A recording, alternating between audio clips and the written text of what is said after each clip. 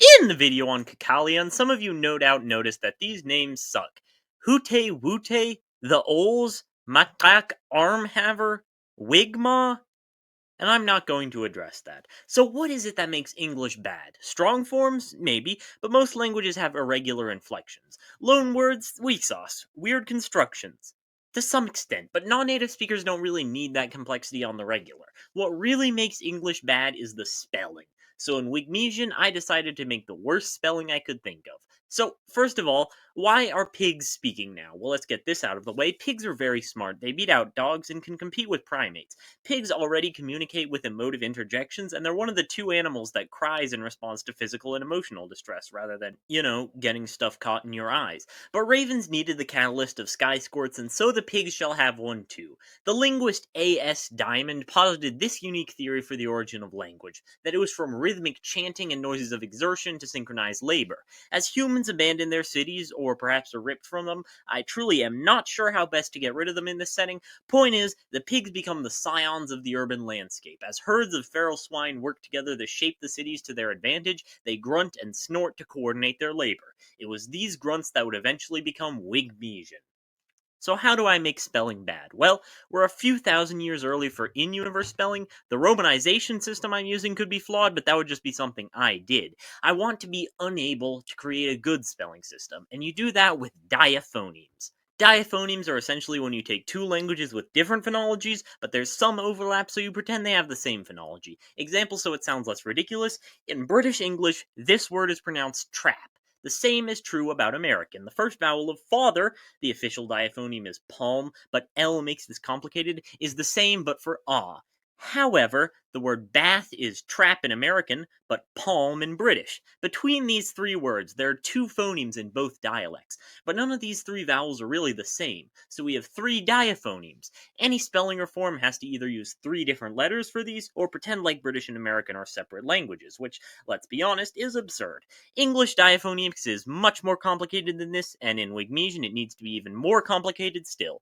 However, we can't make it so extreme that it breaks apart into multiple languages, so here's where we stand. Imagine, if you will, Proto-Indo-European before it separates into Slavic and Germanic and Tocharian. Like I said, disentangling is messy, and each language isn't a discrete line, but rather a fan of values surrounding a central line.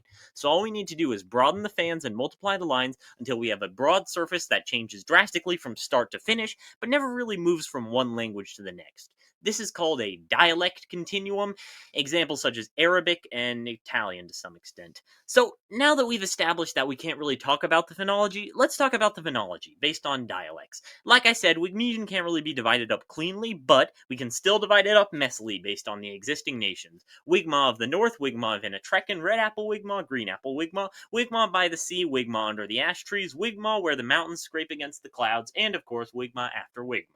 Each dialect of Wigmesian has around 30-ish phonemes descended from the Proto-Wigmesian 26 phonemes: p, b, f, t, d, c, c, s, t, d, n, n, y, k, g, k, ch, ng, qua, gua, qua, hua, wa, a, I, u, for a total of 537 diaphonemes? That can't be right. Let's start with the name Wigma itself. This is written as Wigmau, although Northern Wigmesian pronounces this ow as o. That's as close to the written form as you'll get. Inatrekan Wigma is probably the worst offender. First of all, it combines we into ü. This overdot on the G indicates how some dialects soften it, leaving it as y, and then Inatrekan changes most closing diphthongs into opening diphthongs. One spelling, one language. Wigmo, Wimao. There are a lot of other possible changes. Essentially, they've mixed and matched them. Stress, like in Proto-Indo-European, is unpredictable and marked with an acute. Most modern dialects have rules for placing stress, but it's still useful to mark it diaphonemically. In terms of morphology, this is a worse version of English, so most of the fun comes from syntax and constructions rather than morphology. Nevertheless, I am still trying to ruin it as best I can. Nouns don't have a case or gender, but they obviously still pluralize by reduplication.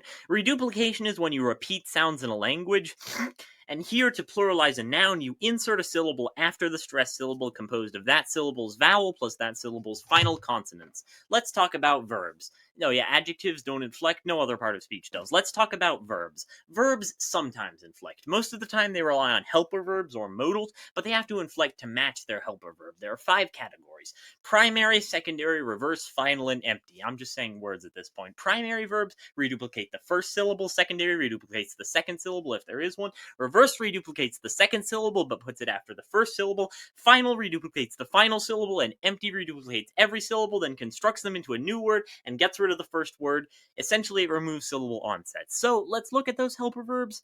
English has plenty of helper verbs: have done, will do, can do, should do, could do, would do, shall do, and to some extent I wish I did, I get to do, I think I do, I'm going to do, I hope to do. It's awkward and complicated, so I made it more awkward and complicated. There are 16 main verbs: piat, king, bab, auk, ut, zunk, tran, yits, dit, ngap, nuch, hust, wow, huig, zins, and gyat!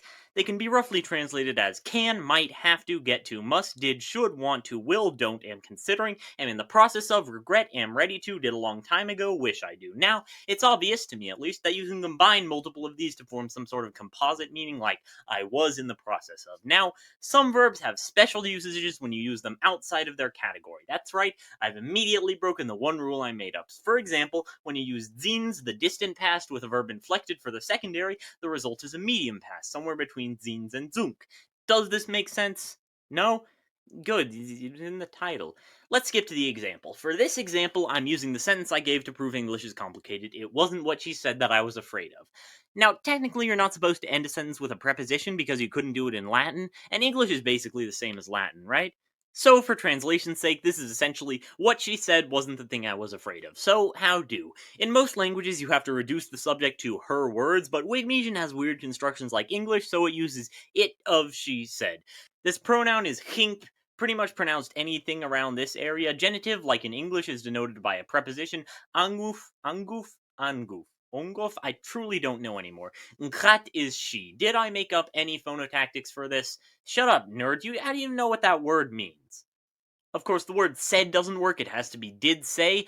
Say is yautnu. To be prepared for zunk, a secondary verb, you need to take the u and put it again at the end. That creates the subject of this sentence, what she said, as himp anguf nkhet zunk yoknu. I'm doing my best to pronounce this with a northern accent, but a bit of red apple slips in from time to time. Please pretend I'm not saying utter nonsense. The verb was not is to be with the modals of negation and past tense attached to it, so what order do you attach them? At this point, you shouldn't be surprised that both are valid and they have different meanings.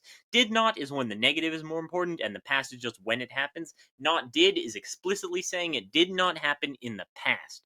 In this case, did not is more appropriate. To be is khadat, which needs to be prepared for a ngap, a reverse verb. You need to take at and shove it between the two syllables. But ngap is also a verb that needs to be inflected for zunk, a secondary verb. Seeing as it only has one syllable, it always becomes ngapap, so we get zunk ngapap khadatat. Finally, the object. It uses the same construction as the subject with the same 2 words plus I, which is eat, because confusion. Be afraid of is a weird construction. You would expect just I fear, but English randomly does that sometimes, but Wigmesian does that too, but not on this word. So we split this up into did fear, take the verb yiging, conjugate it for a secondary verb, producing yiging, and the whole sentence comes together as Chimp anguf unkret zunk yokmu zunk ngapap chadatat chimp anguf it yiging. Now get out of my sight.